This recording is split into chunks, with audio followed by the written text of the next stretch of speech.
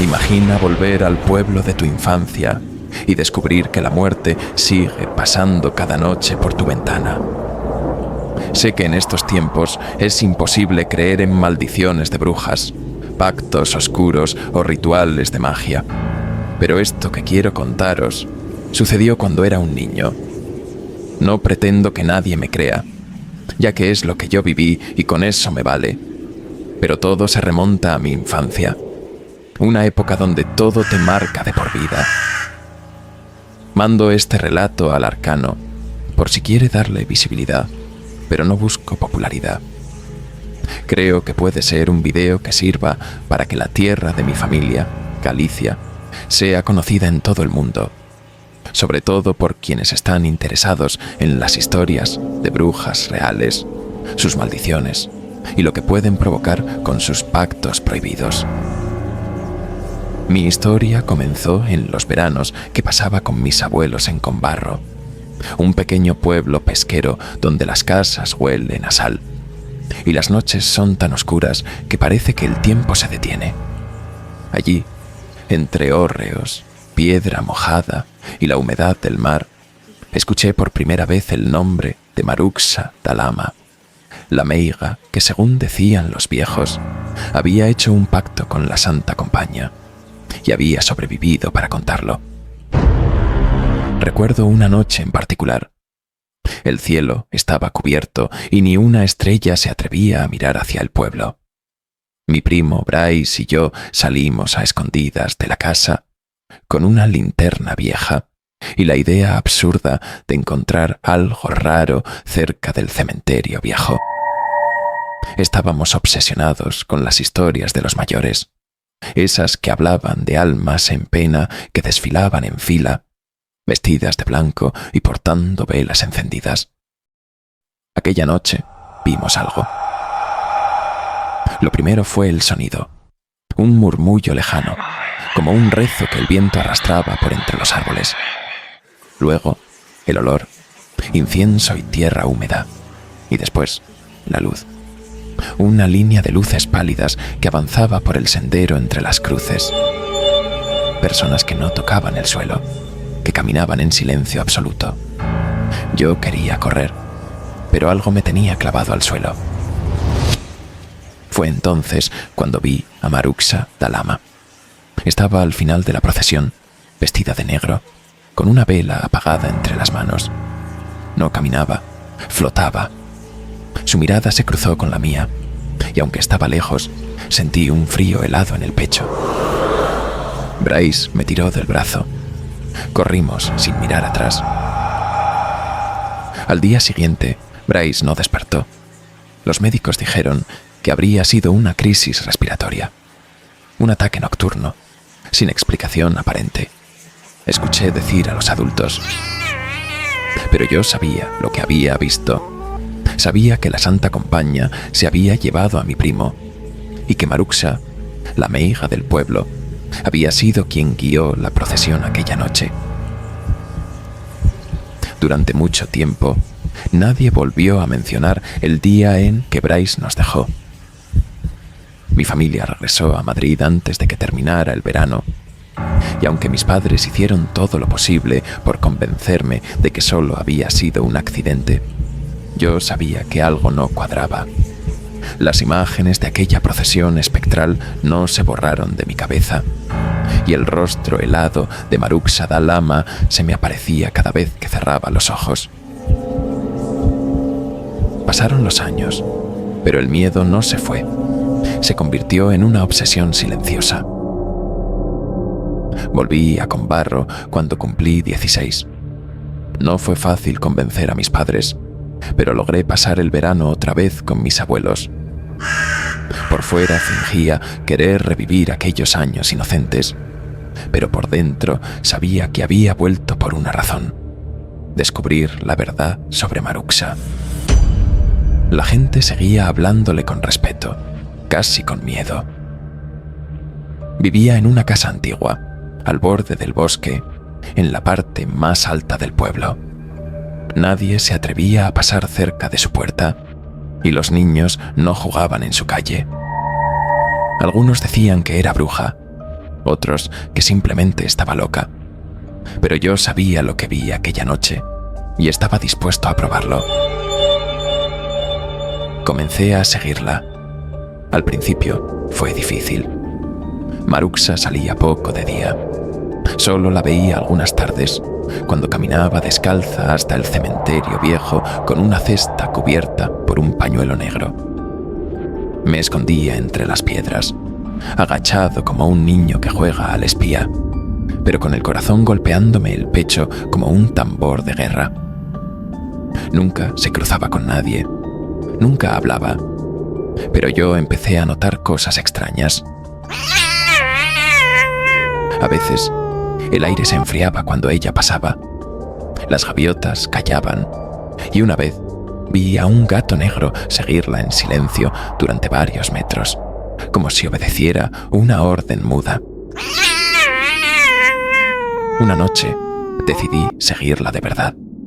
Esperé escondido detrás de un muro de piedra hasta que vi su figura aparecer entre las sombras. Vestida de negro, como siempre, y con una vela apagada entre las manos. Caminaba hacia el monte. Nadie más la vio. Nadie más la siguió. Solo yo. La seguí por un sendero olvidado, entre árboles que parecían inclinarse a su paso. El aire era tan denso que costaba respirar. Y entonces la vi detenerse frente a un pequeño claro. Había piedras dispuestas en círculo, y en el centro, un altar hecho de huesos y velas derretidas. Me agaché tras un matorral, con las manos temblorosas. Maruxa comenzó a hablar. No era gallego, no era castellano, era una lengua que me hizo doler la cabeza. La vela se encendió sola, y en ese momento, el bosque guardó silencio absoluto. Ni un grillo, ni una hoja, solo su voz, cada vez más fuerte.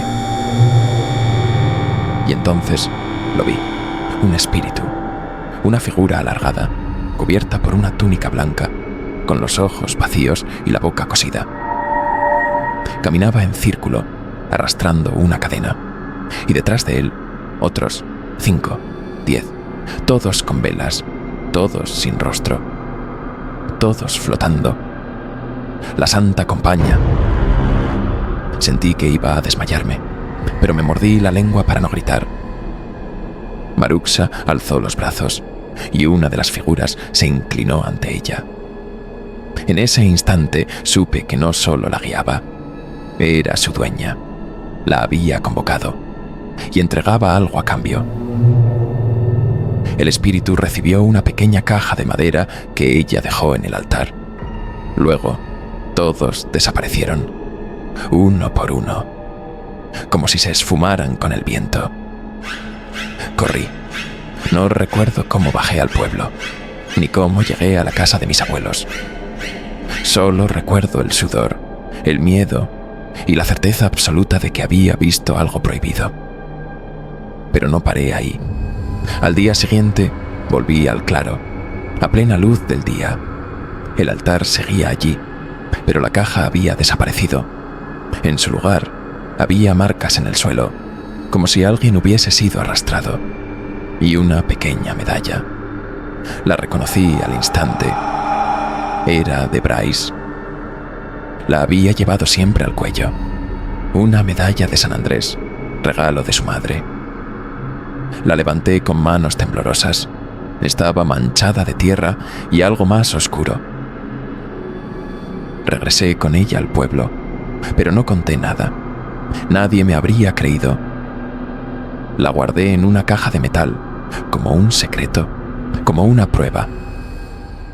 Volví a seguirla, no por valor, sino porque ya no podía vivir con el miedo enquistado en mi garganta.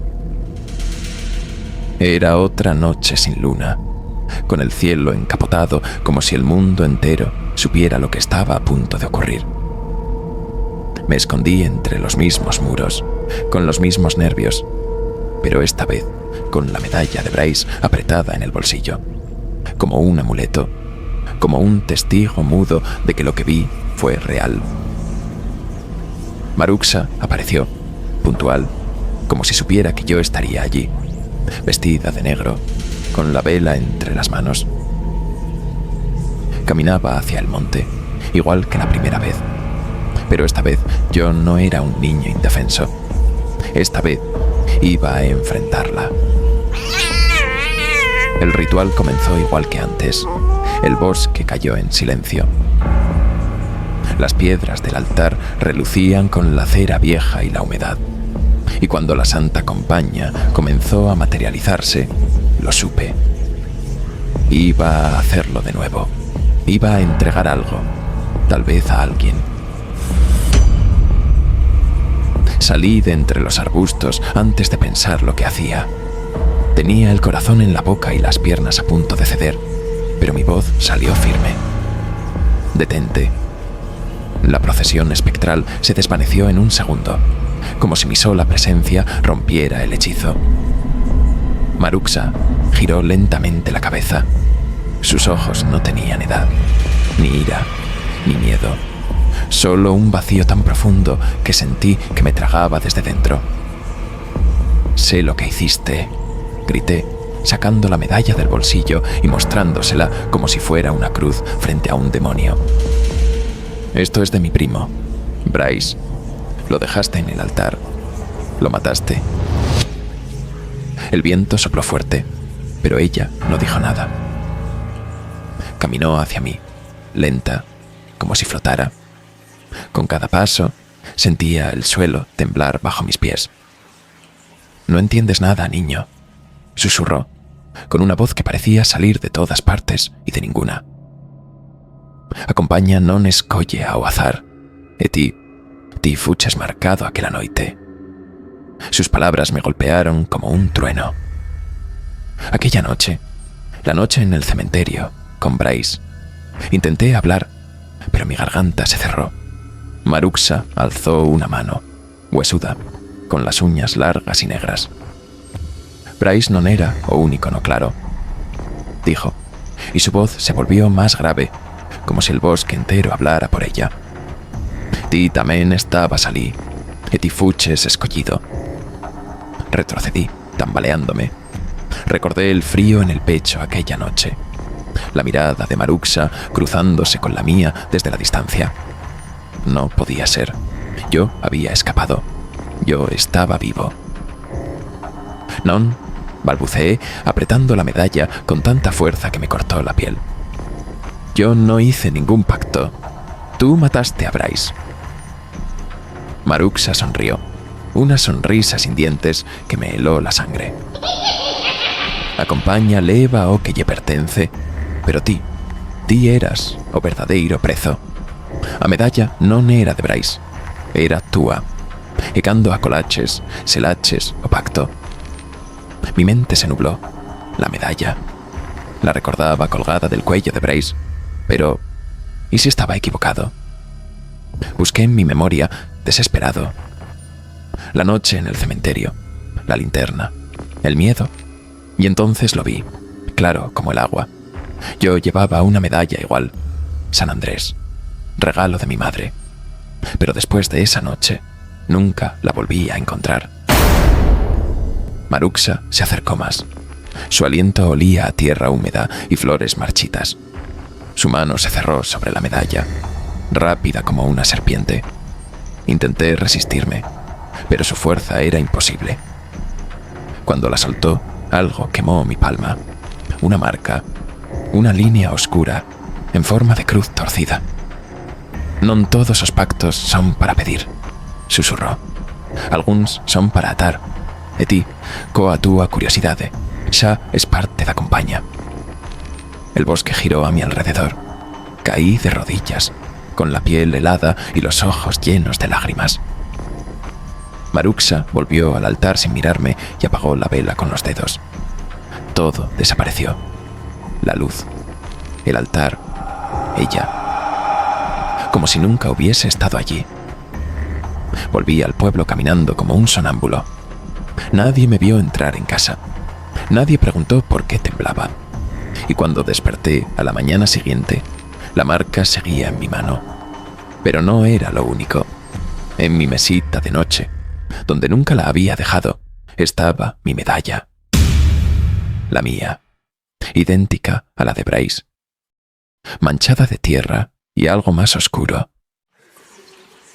Nunca conté a nadie lo que pasó esa noche. Nunca volví a hablar de Maruxa Dalama, pero desde entonces, cada vez que paso cerca de un cementerio, el aire se enfría y escucho un murmullo lejano, como un rezo que el viento arrastra.